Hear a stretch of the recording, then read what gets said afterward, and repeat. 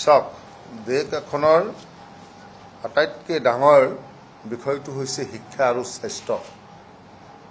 আৰু এই দুইটা বিষয় লৈ বিজেপি চৰকাৰখনে যি ধৰণে হেতালি খেলি আছে, ইয়াৰ দ্বাৰা এইটোৱেই প্ৰমাণ হয় যে এইখন চৰকাৰ সৰ্বসাধাৰণ ৰাইজৰ প্ৰতি কোনো দায়বদ্ধতা নাই। কাৰণ আপোনালোকে জানে যে গণতান্ত্ৰিক দেশ এখনত আমাৰ চৰকাৰখনৰ যেনেকৈ নৈতিকতা থকা দৰকাৰ, ঠিক তেনেকৈ প্ৰতিটো বিভাগৰ মন্ত্ৰীৰো নৈতিকতা থকা দৰকাৰ। আপোনালোকে জানে যে আজি নীট পৰীক্ষাৰ দৰে পৰীক্ষাৰ য'ত মেডিকেল এডুকেশ্যনৰ কাৰণে পৰীক্ষা অনুষ্ঠিত কৰা হয়, দেশৰ বচা বচা মেধাৱী ছাত্ৰ ছাত্ৰীয়ে য'ত অংশগ্ৰহণ কৰে, 150ৰো অধিক কেছ পোহৰলৈ আহিছে এই পেপাৰ লিক হোৱাৰ। ইয়াৰ পিছতো আজি ধৰ্মেন্দ্ৰ প্ৰধান আমাৰ শিক্ষামন্ত্ৰী কেন্দ্ৰ চৰকাৰৰ, আজিলৈকে তেখেতৰ নৈতিকতাত এই কথাটো নাহিল। তেখেতে পদত্যাগ কৰাৰ তেওঁৰ নৈতিক সাহস দেখাব নোৱাৰিলে। গতিকে এই কথাটো এইটোৱে প্ৰমাণ কৰে যে এই লিকেজ, এই ছাত্ৰ ছাত্ৰীৰ ভৱিষ্যতক লৈ হেতালি খেলা, আৰু বিশেষকৈ কোনসকল ছাত্ৰ ছাত্ৰী যিসকলে দেশৰ স্বাস্থ্যৰ লগত জড়িত হৈ কাম কৰিব, ডক্তৰ হ'ব, সৰ্বসাধাৰণ ৰাইজৰ সেৱা আগবঢ়াব। আজি এই সেৱাৰ লগত, পবিত্ৰ এটা সেৱাৰ লগত জড়িত বিষয়টোৰ ওপৰত প্ৰশ্ন উত্থাপনেই নহয়, প্ৰমাণ হোৱাৰ পিছতো আজি নৰেন্দ্ৰ মোদী ডাঙৰীয়াই তেখেতক পদত্যাগ কৰিবলৈ বাধ্য কৰিব নোৱাৰিলে, বা ধৰ্মেন্দ্ৰ প্ৰধান শিক্ষামন্ত্ৰী তেখেতে পদত্যাগ নকৰিলে। গতিকে এই কথাটো এইটোৱে প্ৰমাণ কৰিছে যে এই গোটেই ঘটনাটো আজি চৰকাৰৰ উদ্যোগত হোৱা যেন আমাৰ অনুভৱ হৈছে। কাৰণ দেশত আপোনালোকে জানে যে প্ৰথম প্ৰধানমন্ত্ৰী জৱাহৰলাল নেহৰু ডাঙৰীয়াৰ নেতৃত্বত যেতিয়া লাল বাহাদুৰ শাস্ত্ৰী ৰেল মন্ত্ৰী আছিলে, ৰেল দুৰ্ঘটনা হোৱাৰ লগে লগে তেখেতে নৈতিক দায়িত্ব স্বীকাৰ কৰি পদত্যাগ কৰিছিলে। গতিকে এনেকুৱা দৃষ্টান্ত হ'ব লাগে।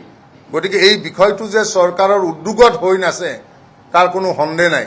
গতিকে ৰাহুল গান্ধী ডাঙৰীয়াই ইতিমধ্যে গোটেই কথা ব্যাখ্যা কৰি কৈছে যে আজি 7.5 কোটি ছাত্ৰ ছাত্ৰীৰ ভৱিষ্যতক লৈ হেতালি খেলি আছে এইখন চৰকাৰে।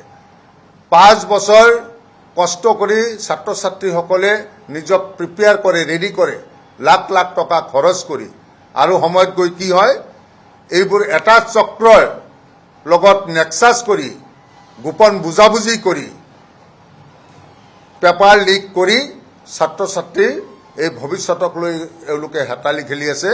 আৰু আমাৰ সন্দেহ হৈছে গোটেই বিষয়টো লৈ তেওঁলোকে এটা খুব ডাঙৰ বজাৰ সৃষ্টি কৰিছে। গতিকে সেইকাৰণে কৈছোঁ যে এই বিষয়টো লৈ ৰাহুল গান্ধী ডাঙৰীয়াই যেনেকৈ সোচ্চাৰ হৈছে, আজি যি ধৰণে তেখেতে দেশব্যাপী আন্দোলন থিয় কৰাইছে, গতিকে সেই আন্দোলনত আমি প্ৰত্যেকগৰাকী ব্যক্তি সহযোগিতা কৰা উচিত। আমাৰ অসমৰ প্ৰতিগৰাকী ছাত্ৰ ছাত্ৰী, অভিভাৱক, অভিভাৱিকাই দল মত নিৰ্বিশেষে সকলোৱে এই বিষয়টো লৈ আমি সজাগ হ'লে চৰকাৰ বাধ্য হ'ব। গতিকে এই বিষয়টো অত্যন্ত চেঞ্চিটিভ বিষয়। গতিকে ছাত্ৰ ছাত্ৰীৰ ভৱিষ্যত লৈ তেওঁলোকে হেতালি খেলি আছে।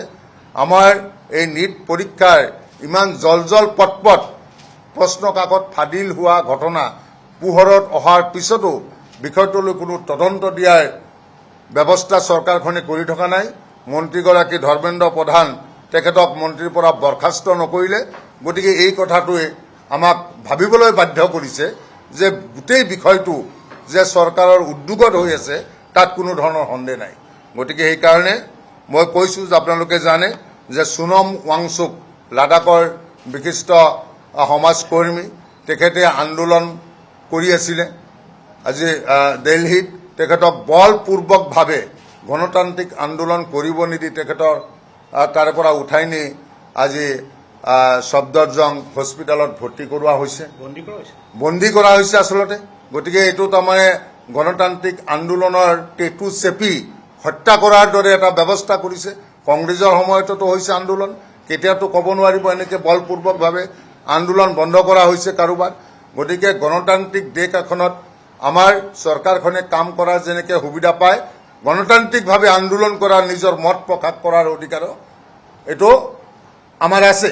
গতিকে সেই গণতান্ত্ৰিক অধিকাৰখিনিও চৰকাৰখনে দিব খোজা নাই। কি কেন্দ্ৰই কওক কি ৰাজ্যই কওক, সকলো ক্ষেত্ৰতে এনে এটা উদাহৰণ আমি দাঙি ধৰিব পাৰিম। গতিকে এইখন চৰকাৰ সম্পূৰ্ণৰূপে এটা ফেচিষ্ট চৰকাৰ, এটা ডিক্টেটৰিয়েল ৰুল চলি আছে। ইয়াতে কোনো গণতন্ত্ৰ বুলি কোনো কথা ইয়াতে আজি আৰু বৰ্তি থকা নাই। গতিকে সেইকাৰণে কৈছোঁ, এতিয়া দেশবাসী জাগিবৰ হ'ল, সকলোৱে সজাগ হ'বৰ হ'ল।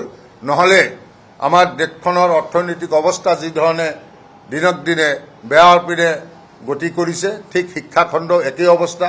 আমাৰ বেদবৰ ডাঙৰীয়াই কৈছে যে গোটেই বিষয়টোৱে প্ৰাইভেটাইজেশ্যন কৰি আৰু চৰকাৰখনে এই অনুষ্ঠানসমূহৰ লগত এটা নেক্সাছ তৈয়াৰ কৰি ছাত্ৰ ছাত্ৰীৰ ভৱিষ্যত লৈও তেওঁলোকে এটা বিজনেছ আৰম্ভ কৰাৰ লেখীয়া দুঃসাহস দেখুৱাবলৈ তেওঁলোকে আজি দেখুৱাই আছে। গতিকে এই বিষয়টো লৈ আমি অত্যন্ত ছিৰিয়াছ। সেইকাৰণে গোটেই দেশবাসীক আহ্বান জনাইছোঁ যে এই ধৰণৰ অগণতান্ত্ৰিক কাৰ্য কোনো পধ্যেই সমৰ্থনযোগ্য হ'ব নোৱাৰে। গতিকে সকলোৱেই ৰাহুল গান্ধী ডাঙৰীয়া আমাৰ নেতা যি ধৰণে আন্দোলন কৰি আছে, বিষয়টো লৈ সজাগ কৰি আছে, আজি স্বাস্থ্য কেন্দ্ৰ শিক্ষা খণ্ডক লৈ যি ধৰণে চৰকাৰখনে ভেঙুচালি কৰি আছে, তাক আমি তীব্ৰ ভাষাৰে গৰিহণা দিছোঁ, নিন্দা কৰিছোঁ। আৰু এই বিষয়টো লৈ আমি সকলো পক্ষক জাগ্ৰত হৈ বিষয়টো লৈ আমি চৰকাৰক দায়বদ্ধ কৰাৰ কাৰণে আহ্বান কৰিছোঁ।